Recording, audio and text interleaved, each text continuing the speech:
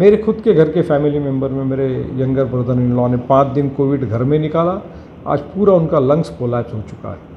हमको एयरलिफ्ट करके हम उनको यहाँ से हैदराबाद लेके जाना पड़ा। आज वो इक्मो मशीन के ऊपर पड़े हैं, लंग्स काम नहीं कर रहा है, डोनर्स अवेलेबल नहीं है।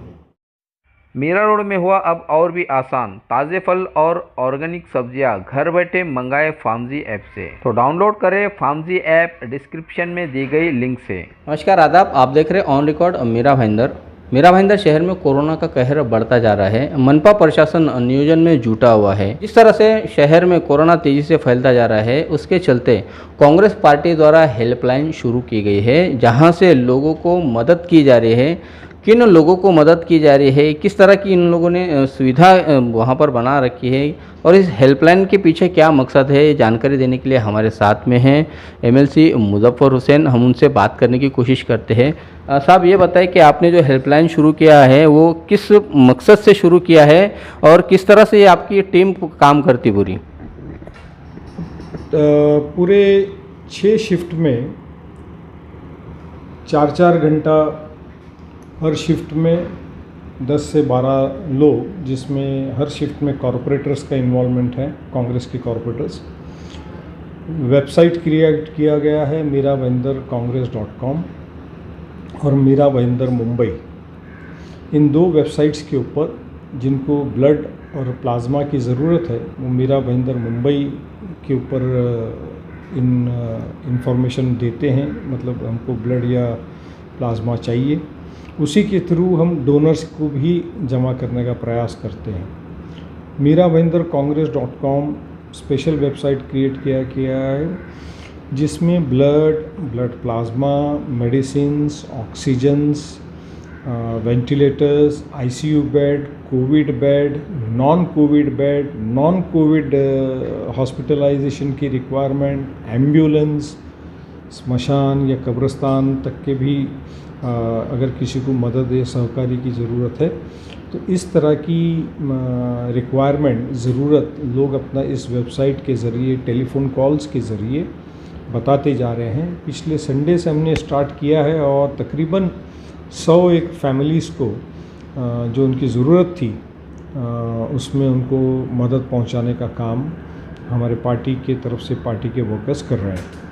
साहब, आपको लगता नहीं कि करीब 50 दिन के आसपास हो चुके हैं, कोरोना तेज़ी से बढ़ता जा रहा है और आपने जो हेल्पलाइन शुरू किया उसके पीछे देर हो गई है, ये पहले करना चाहिए था? नहीं, हेल्पलाइन नंबर सिर्फ अनाउंस कर देना आसान काम है, मगर अगर आपके पास लोगों ने उसमें बेड पूछा, वेंटिलेटर पूछा, आईसीयू पूछा, मेडिसिन्स पूछा, एम्बुलेंस पूछा, ब्लड पूछा, डोनर्स पूछे, प्लाज्मा पूछा, और अगर आप उस चीज़ों की व्यवस्था अगर आप नहीं कर सकते और उनकी रिक्वायरमेंट की पूर्तता अगर आप नहीं कर सकते, उनको आप मदद नहीं कर सकते, तो उस तरह का बोगस हेल्पलाइन शुरू करने का कोई तात्पर्य नहीं बनता है। और इसीलिए जो वर्कर्स भी हमारे साथ में काम करेंगे, भाई वो 24 घंटा काम करने तैयार है कि नहीं, उनको अपनी प्रिकॉशन लेना ज़रूरी है, उनका RT-PCR करना ज़रूरी है, उनको सोशल डिस्टेंसिंग मेंटेन करना ज़रूरी है, क्योंकि वो 4 घंटा बैठ करके 10-12 लोग काम करेंगे, फिर वो अपने घर में जाएंगे, परिवार में जाएंगे, उनके घर परिवार में अगर कोई पॉजिटिव हो गया, वो उनका परिवार परेशानी में आ गया, तो इतना दूर तक के सारा सोच करके फिर जो वर्कर्स, पार्टी वर्कर्स सब तैयार होते हैं, ये सब करने को समय लगता है, वक्त लगता है। और ऑक्सीजन के बारे में तो पूरे हिंदुस्तान में आप देख रहे हैं कि किस तरह से तमाशा सेंट्रल गवर्नमेंट ने बना लिया है, अपना एक हंसी और मजाक बना करके रख दिया है कि सऊदी से और बर्मा से और पता नहीं किन किन राज्य कंट्रीज़ से ऑक्सीजन और मेडिसिन्स की हेल्प इस देश में आ रही है। कहाँ 6 महीना पहले इस देश में सेंट्रल गवर्नमेंट कह रही थी कि हम वर्ल्ड लीडर हैं, हमने कोविशील्ड बनाया है, कोवैक्सीन बनाया है, और आज देखिए कि खुद के देश में खुद के नागरिकों को वैक्सीनेशन लगाने के लिए वैक्सीन अवेलेबल नहीं है। मैं आपके ज़रिए ये लोगों को फिर से एक बार कहना चाहता हूँ, बताना चाहता हूँ कि हिंदुस्तान में 135 करोड़ की आबादी है, जिसमें से 100 करोड़ लोगों को वैक्सीनेशन लेना पड़ेगा, 2 डोज लेना पड़ेगा, मतलब 200 करोड़ डोजेस आपको लगेंगे इस देश में। और दिन में अगर 20 से 25 लाख अगर आपने vaccination government, semi government, private institute मिलकर करेंगे तो तकरीबन 18 महीने तक के वैक्सीनेशन ड्राइव चलेगा। मतलब कम से कम 2 साल चलेगा, मतलब कि 2 साल तक कोविड आपके हमारे बीच में रहेगा। इसलिए आपको ज़रूरत है कि जैसे ही वैक्सीनेशन अवेलेबल होता है, ऑनलाइन होता है, 18 से 44 साल के 44 ईयर्स के लोगों के लिए ऑनलाइन गवर्नमेंट ने कुछ प्रोविज़न रखी है। हैंडीकैप्स लोगों के लिए स्पेशल प्रोविजंस दी हैं, एजड लोगों के लिए स्पेशल प्रोविज़न दी है। तो आप वैक्सीनेशन ज़रूर लें, क्योंकि कोविड आपके हमारे बीच में 2 साल रहने वाला है। मुजफ्फर साहब, जिस तरह से वैक्सीनेशन की बात पर आप जोर दे रहे हैं, लोगों के मन में ऐसी संभ्रमता है, ऐसे शंका है कि वैक्सीनेशन लेने से कोई फ़ायदा नहीं होता है। कई बार तो ऐसा देखा गया है कि वैक्सीनेशन लेने के बाद में भी लोगों को कोरोना हुआ है। तो क्या इसकी खास बात है वैक्सीनेशन लेने से? क्या आपको समझते कि इससे क्या फ़र्क पड़ता है? आप देखेंगे कि इंटरनेशनल लेवल के ऊपर अगर सारे मेडिकल मैनुअल्स और मेडिकल रिसर्च, WHO की रिसर्च और जो कोविड के अंदर वैक्सीनेशन लेने के बाद जो केसेस हुए हैं उसके ऊपर जो एनालिसिस हुआ है, तो मैं सिर्फ एग्जांपल एक US का देना चाहूँगा, क्योंकि उस मैनुअल को मैंने पढ़ा, उसको देखा भी है। और न्यूयॉर्क टाइम्स में एक आर्टिकल जो छपा है जिसमें तमाम उसकी डिटेल्स ग्राफिक्स के साथ दी गई है, मैंने अपने फेसबुक पेज पे भी उसको पोस्ट किया है। न्यूयॉर्क टाइम्स के आर्टिकल को लोगों ने उसे भी पढ़ना चाहिए, तो आपको काफ़ी इन्फॉर्मेशन मिलेगा। वैक्सीनेशन एक इम्यून बूस्टर है, आपकी इम्यूनिटी सिस्टम को बूस्ट करता है। अगर आपने वैक्सीनेशन लिया है तो आपको हो सकता है कि कोविड होगा, मगर उसका इम्पैक्ट 5 to 10% होगा या उससे कम हो सकता है, ये 10 से ज़्यादा हो सकता है। मैं उसकी ऑथेंटिसिटी नंबर्स इन परसेंटेज नहीं बता रहा हूँ, एक एग्जांपल दे रहा हूँ। लेकिन अगर आपने वैक्सीनेशन नहीं लिया है तो आपको 101% कोविड होगा और उसका इम्पैक्ट आपके लंग्स पे होगा। मेरे खुद के घर के फैमिली मेम्बर में मेरे यंगर ब्रदर इन लॉ ने 5 दिन कोविड घर में निकाला, आज पूरा उनका लंग्स कोलैप्स हो चुका है। हमको एयरलिफ्ट करके हम उनको यहाँ से हैदराबाद लेके जाना पड़ा। आज वो इक्मो मशीन के ऊपर पड़े हैं, लंग्स काम नहीं कर रहा है, डोनर्स अवेलेबल नहीं है। तो कहना मैं ये चाहता हूँ कि वैक्सीनेशन ज़रूर लीजिए, बाकी किसी भी बात में लोगों के ऊपर भरोसा मत कीजिए।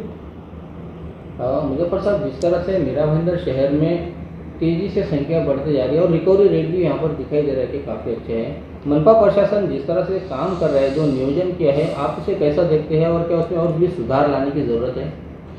जहाँ तक कि मेरी मालूमात है कि म्यूनसिपैलिटी ने 700 बेड कोविड के तैयार किए हैं। इंटरनेशनल नॉर्म्स हैं कि जो नंबर ऑफ़ बेड्स होते हैं उसका 1/3 ICU और वेंटिलेटर्स के बेड आपके पास होना चाहिए। अब ये क्योंकि इमरजेंसी में हुआ है, लेकिन मैं अभी इसको इमरजेंसी भी नहीं कहूँगा, क्योंकि साल भर से हम इसी में हैं।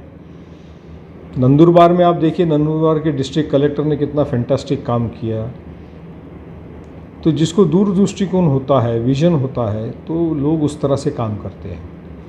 Mira Bhayandar municipal corporation beds लगा रही है, पिछले साल 100 करोड़ रुपये खर्चा किया है, शायद इस साल भी 100 करोड़ रुपये खर्चा करेगी। मगर पैरामेडिकल स्टाफ कहाँ पर है? MD मेडिसिन्स अवेलेबल नहीं हैं, चेस्ट फिजिशियन नहीं है, एनेस्थीसिस्ट नहीं है, कार्डियोलॉजिस्ट नहीं है। जो काम म्यूनसिपैलिटी के कोविड सेंटर्स में चल रहा है, सब पूरा प्रयास कॉरपोरेशन कर रही है।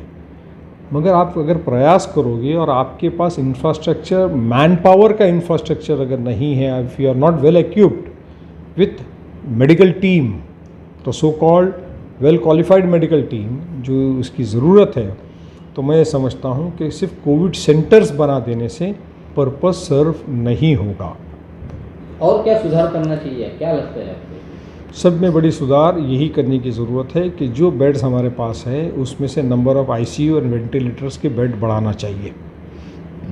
जो पेशेंट तभी घर के बाहर निकल के आ रहे हैं जब उनका ऑक्सीजन लेवल गिर रहा है, 80, 85, 90, 70 होता है, तब वो ICU के बेड ढूंढना शुरू करते हैं। और म्यूनसिपैलिटी के पास सिर्फ 10 या 12 ICU के बेड्स हैं, इसलिए ICU बेड बढ़ाना चाहिए, MD एनेस्थीसिस्ट बढ़ाना चाहिए, MD फिजिशियन बढ़ाना चाहिए, चेस्ट फिजिशियन बढ़ाना चाहिए, पैरामेडिकल स्टाफ बढ़ाना चाहिए, ICU का स्टाफ बढ़ाना चाहिए। और म्यूनसिपैलिटी ने अगले 2 साल के लिए ये सब क्वालिफाइड लोगों को on payroll, on contract basis, outsource basis पे लेना ज़रूरी है। बहुत बहुत धन्यवाद हमसे बात करने का मुजफ्फर साहब। इन्होंने कहा है कि महानगर पालिका को क्वालिफाइड डॉक्टरों की ज़रूरत है, चूँकि एक दूर दृष्टिकोण वाली जो बात इन्होंने बताई है कि करीब 2 साल तक ये कोविड चलने वाला है, उसके चलते मनपा की जो तैयारियां है वो अभी से ही अच्छी होनी चाहिए। साथ में ही वैक्सीनेशन के लेकर इनका जो मानना है कि वैक्सीनेशन लेने के बाद में आपके लंग्स पर ज़्यादा असर नहीं पड़ेगा, आपके लंग्स ख़राब नहीं होगी, ये उसका एक फ़ायदा है जो उन्होंने हवाला भी दिया है न्यूयॉर्क टाइम का। और साथ में ही महानगर पालिका को भी अपने काम में सुधार लाने की ज़रूरत है, अच्छे डॉक्टरों की टीम को यहाँ पर खड़ा करने की ज़रूरत है, तब कहीं जाकर हमारे मेरा भाईंदर शहर में कोरोना का जो संकट है इस पर काबू पाया जा सकता है। और हम ज़रूर आप दर्शकों से अपील करेंगे कि इन्होंने जो वेबसाइट बनाई है जिसका हम यहाँ पर आपको ब्यौरा दे रहे हैं, पूरा डिटेल्स आपको दे रहे हैं, हेल्पलाइन नंबर दे रहे हैं जो डिस्प्ले पे दिखाई दे रहा है आपको, उस वेबसाइट पर जाकर जो ज़रूरतमंद मरीज़ है या मरीज़ के परिजन है इसका ज़रूर लाभ ले। यहाँ से उनको काफ़ी सहूलतें मिलेंगी, आसानी होगी, मार्गदर्शन मिलेगा और मदद भी हासिल होगी कि उनके पेशेंट को जिस किस्म की भी ज़रूरत है ये उस ज़रूरत को पूरा करने का एक प्रयास कांग्रेस द्वारा किया जा रहा है। इसे आप ज़रूर इस्तेमाल करें। आप देख रहे हैं आरिफ कुरैशी और साबिर शेख के साथ ऑन रिकॉर्ड मेरा भाईंदर। धन्यवाद। मीरा रोड में हुआ अब और भी आसान, ताज़े फल और ऑर्गेनिक सब्जियां घर बैठे मंगाए फार्मजी ऐप से। तो डाउनलोड करें फार्मजी ऐप डिस्क्रिप्शन में दी गई लिंक से।